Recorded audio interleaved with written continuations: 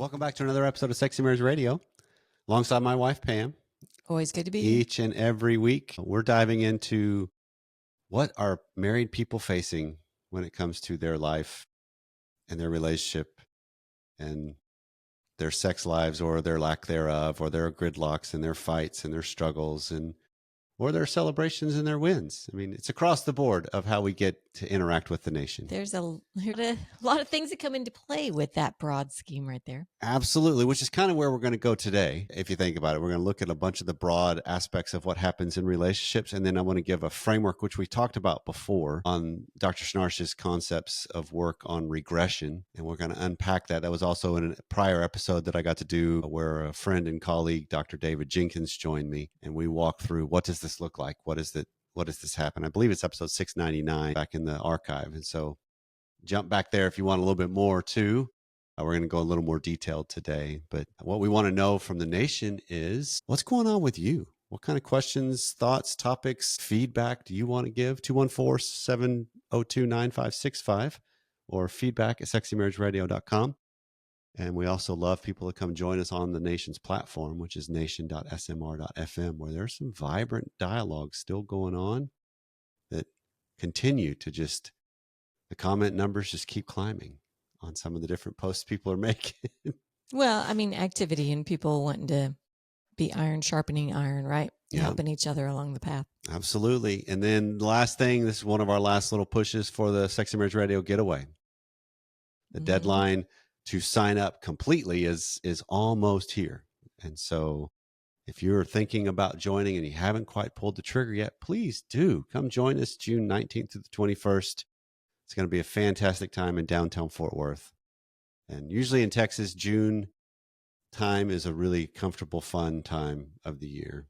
Yeah. Weather-wise, one of the better months. Yeah. It's before the oppressive heat comes in and hits us. Well, here's what's coming up today on the regular version. We're going to dive into what do regressions look like? What is our functioning? It's a brain state concept, if you will, of how well am I operating?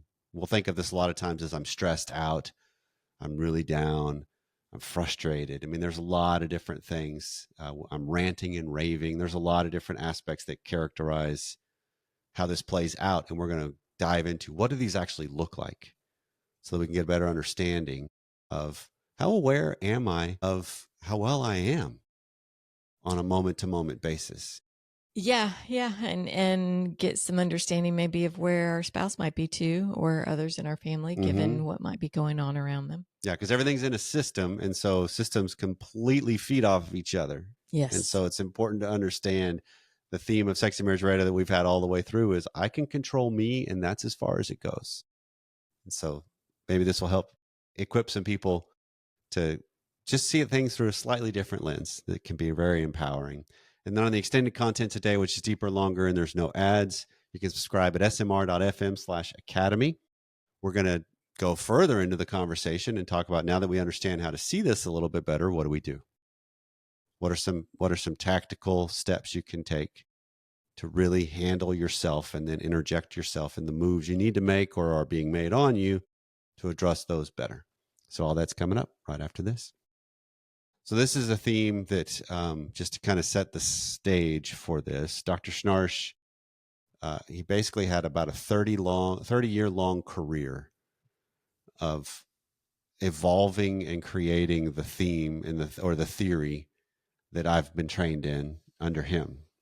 Okay. And the last 20 years of it, particularly the last 5, is where it all started kind of being more obvious, is he started getting more deep into the idea of what's my brain state. And this isn't the logical side of it. This is just how well am I functioning on a brain level?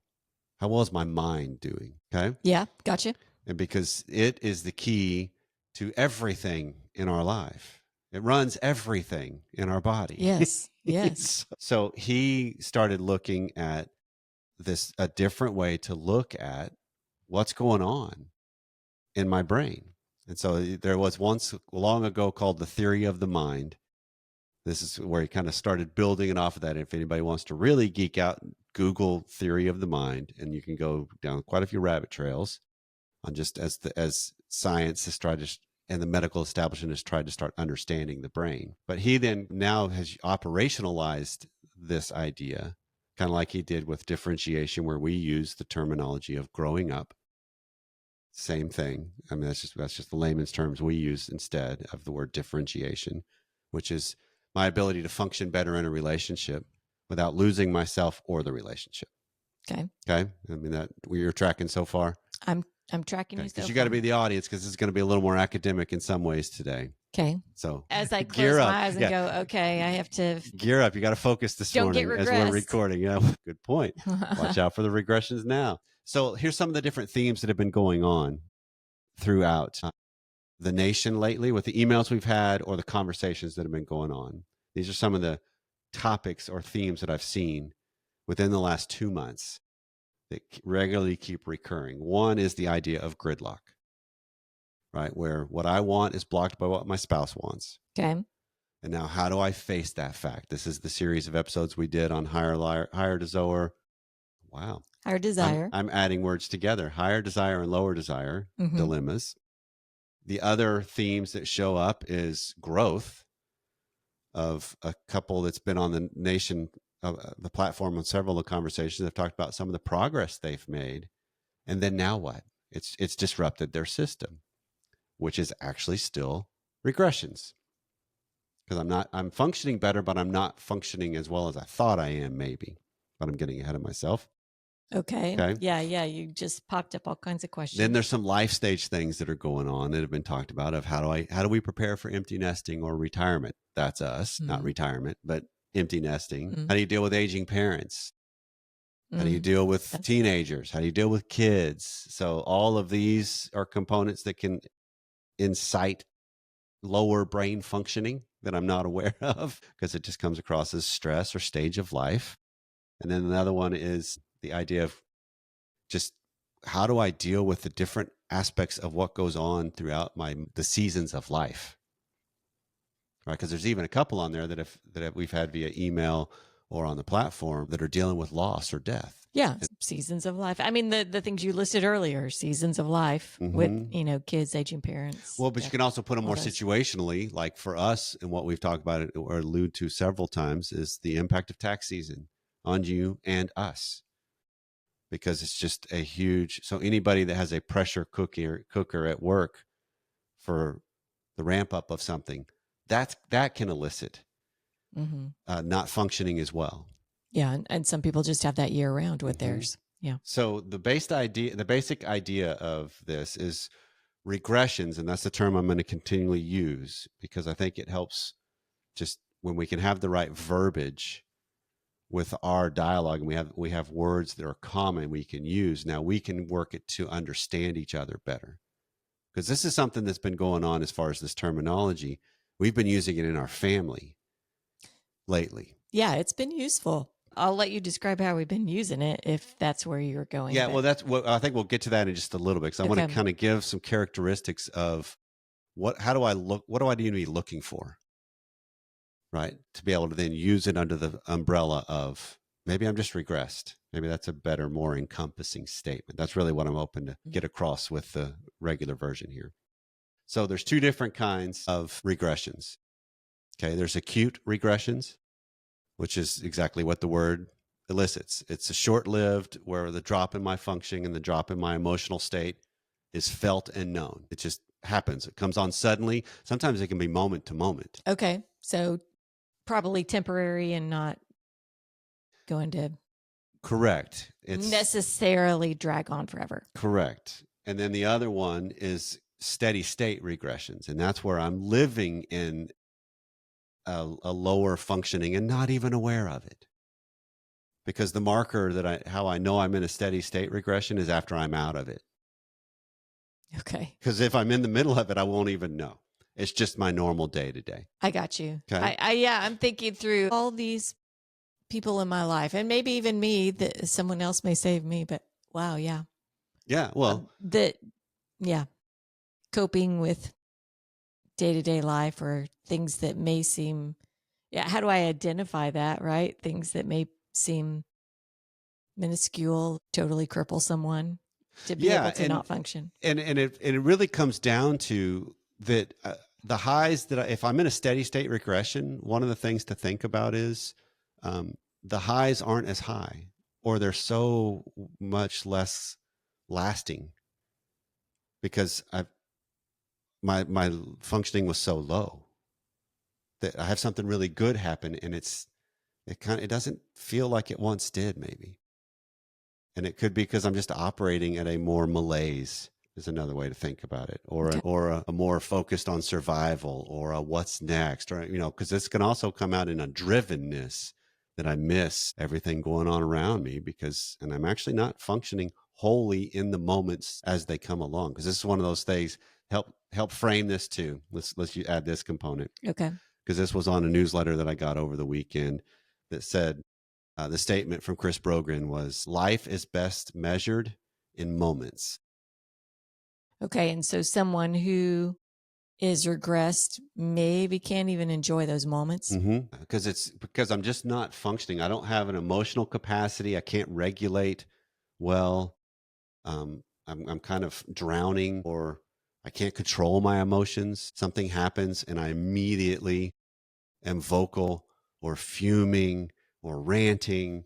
I mean, this is the concept of road rage. This is the concept of I've had a decent day at work, and all of a sudden I get the phone call from the family member or an instance and then I hang up from that and I am losing my mind. That's an acute regression. And I've lost all the moments. I'm not present in the moments because I'm just flooded. Well, that's acute, but I thought we were talking about someone who's in a steady state. Well, it was Okay. initially, but now I want to really frame it more out in the acute, because that's the concepts I think that are more prevalent, because every single human being is prone to acute regressions. Now, would acute regression come, I get a call that my kid's in a car wreck. Are you calling that Yes, acute because regression? how well you think I'm going to actually be functioning? I'm going to get hyper focused on things. I think at first responders, and is it that they've gone through training that will help them think through and make the right decisions when some high stress event happens? Or are they just people that are wired differently than No, this is someone okay. else? Great component to add into this, because first responders, anybody in the healthcare profession that deals with the depths and the gore of life Healthcare, and law the enforcement, evil firefighters. of Yeah. people and us as humans, the training comes in because I'm able to still get my job done and focus. But the cost of that to my personal well-being and life is still regression. Okay. Right, I can show up and do what's needed in the moment, but it's at a cost of something else on my levels of functioning, Hmm. because I get impacted. And that's why a lot of times first responders, I mean, when I was first in the field, I worked Yeah. down in Richardson, which at an agency which is closely associated with the police department there. And Mm-hmm. so I did a lot of work with police officers and people after traumatic events, that they would get counseling available via the city if you Mm-hmm. lived in the city. And so anything major that happened in that city, I'd get a lot of trauma work that would come in. And it's because, yeah, I was able to show up and do something, but now I'm trying to unwind it all because it's really impacting my life. Gotcha. And so that's the difference. That regressions, I can still function. I mean, there are high powered businessmen, presidents, leaders of the world, professionals that are completely regressed, but they can still do the role, do the job. Okay. So Yeah, I'm with you. and the way we find this is how often the acute regressions are seen and felt. How quickly are they reactive? Is there a trigger temper?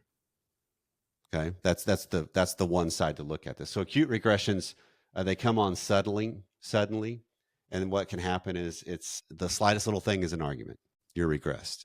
You're losing it emotionally, like we've talked about, just ranting, raving. Why are you giggling over there? I'm just looking at this going, maybe I live regress. I think maybe I live that way.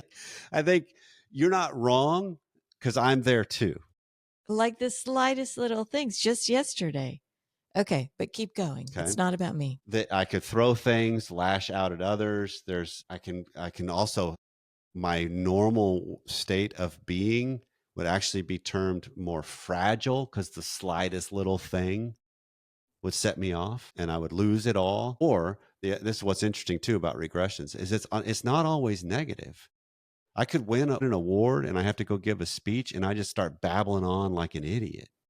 I just keep talking and talking and talking. Okay. And we also do this in relationships. I do this with clients because this is the terminology I use with clients almost across the board now is, okay, wait, how well are you functioning? Well, let's look at the Mariana Trench, which that's the model that Dr. Jenkins unfolded for us, which is it's 7 miles deep. And if you get a visual of when I'm not operating well, I'm somewhere in the trench, either 2 miles down, 5 miles down, or 7 miles down. And when I'm 7 miles down, there are only ugly fish down there, including myself. Right. And so what I need to realize is if I can start to picture it, and that's the key. I'm giving a little bit away about what's coming in the extended, but the key to getting out of regressions and dealing with it is I can't use left brain. I can't logic my way out of regression. I have to see it. I have to see myself differently. And when I can see myself as I'm quite ugly as a fish right now, now all of a sudden I have a different empowering terminology to view myself. And then what do I need to do? Start swimming up to where the more beautiful fish are. Swimming up, get a buoy, whatever. Right. So if you can look at it as positive things can induce this too, because what happens in couples sometimes is you can keep going on and on and on about your point when it's like, you've made it. That's still regression. I'm not functioning that well. Yes. Because I'm not letting it land. I'm not seeing how you respond, so it's so nuanced. But I want to get my point across. So and I got to make sure you understand it. Yeah. So let me phrase it another way. So I make sure you understand where I'm coming from. Yep. And then this also does play out though cognitively, because this isn't just an emotion-based thing. So if we look at it on our cognitive level, I can't remember the words of something. There's something I'm trying to piece together that I know, but I can't articulate it. This happens to me. I know I'm regressed when I start fumbling over, know the word I'm heading towards, but I don't know the word. I can't say it. I know the idea, but I can't get the word that captures it, even though I know the word. When I start noticing that in my speech with clients or with you or the kids or anybody, I'm like, I'm not functioning real well because I am not pulling these things out. They also, because a lot of it, as far as you talk about the brain state, when I'm regressed, I'm more reptilian. If you think about it, it's fight or flies. It's fight or flight or freeze, right? Which it's the part of my brain that's just designed for my survival. And what's interesting is marriages in conflict, there's a lot of reptilian brain running that. Yeah, right. And each of you may do something different. Freezing, fight, flight, whatever. So and also the bigger thing is anything your spouse does is interpreted as a threat or an attack. I mean, this happens between you and I, that most of the time it doesn't turn into a collapsing of either one of us, hopefully going into the depths of the trench to where I drop down into an ugly fish. But there's times, like even just as we're getting ready to record, and you'll bring up something of, hey, are you planning to do this? And it's not something on my thought process. And I'll hear that as, why are you judging me? Because I missed it. I don't like that idea. And it's this whole, if I'm not functioning well, boy, that lands deeper. If I'm functioning better, I'm able to, no, I hadn't thought about that. Maybe we could, because I can incorporate something faster. Yeah. Does that make sense? Because when our spouse points out something, if I'm not fairly solid and congruent with myself, I collapse. And then I will turn into attacking or defending or justifying quickly, which is the theme of a lot of relationships. If you look at least a lot of segments of relationships, where it's truly just, I'm just overreacting to their overreaction. Because regression is contagious. Yes. Yeah. With the people we care about, it's contagious. Well, I think it's even it's not just the people we care about. It's people that are around us. You think about, I care about people I work with, so I don't want to make it sound like not, but most of what we talk about on this show is specifically those close relationships in the spousal relationship. But negative and positive energy flows to anyone you come Yes. in contact, but especially those that you end up spending a lot of time with. So you think about the workplace, and if I'm a leader that is reactive, that flows over to the rest of the office. Doesn't matter. Or if I'm ticked on the road and someone does something to me, I start tailgating them. Well, that transfers to someone else. Right now, Right. they're mad in the car in front of him. I'm not doing Yeah, that, they by the way. start to I'm get just this saying, heightened feeling or this yeah. accusatory something or yep. Yeah. So it's not just about people you have a relationship with.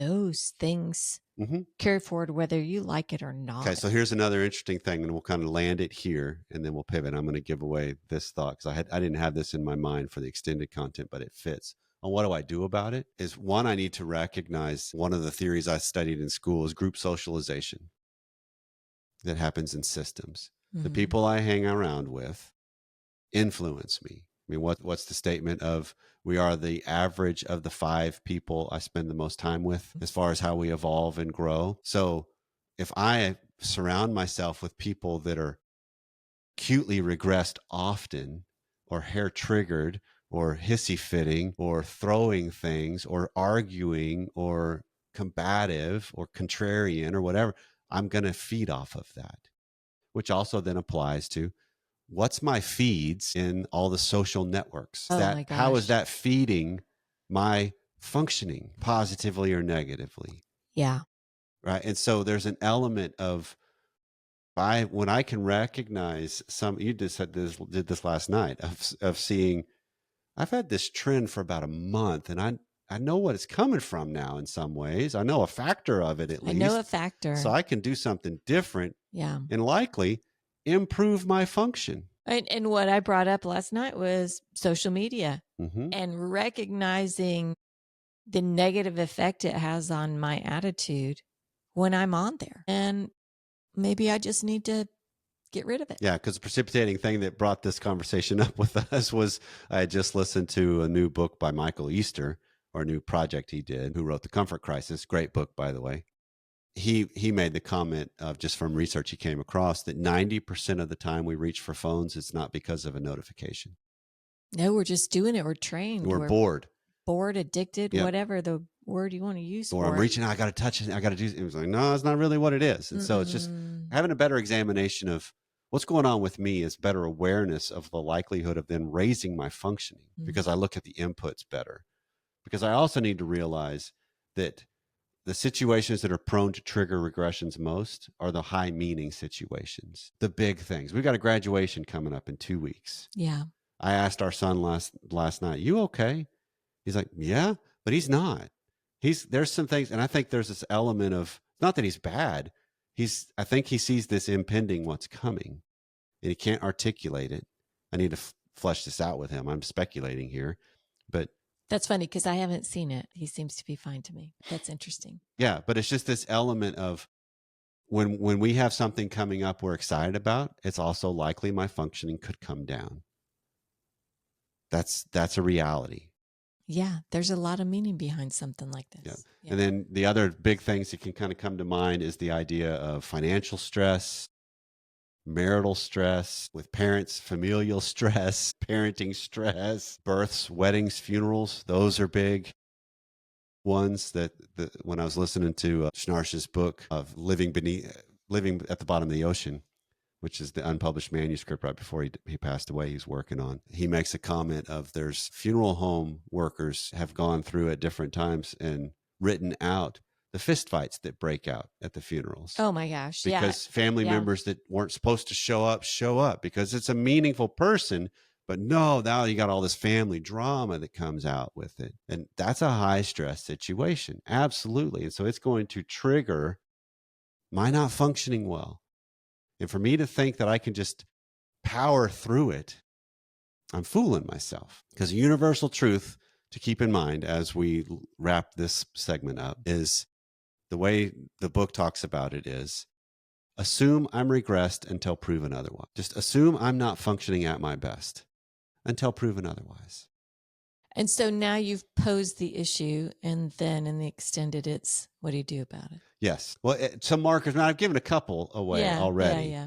because one is just if I can see myself as an ugly fish on how well I'm operating. Because when I look back at situations, I mean, if I look back at situations between you and I, or when I have clients go through instances that have gone on during their week, and if we use this terminology, they'll explain, yeah, she came out of the kitchen and said one thing, and I erupted. It was immediate on. Let's go.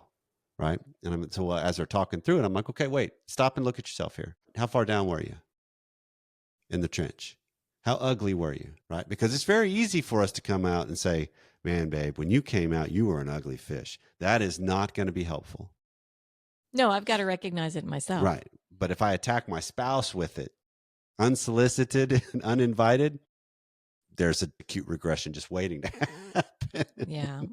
Because that's going to be even further deep down.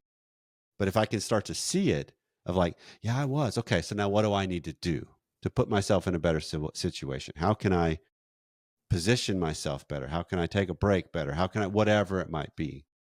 That's how you start it. Because to start to change the depth of a regression, I have to first acknowledge the depth of my regression. Yeah. And if you want more, join us in the extended content.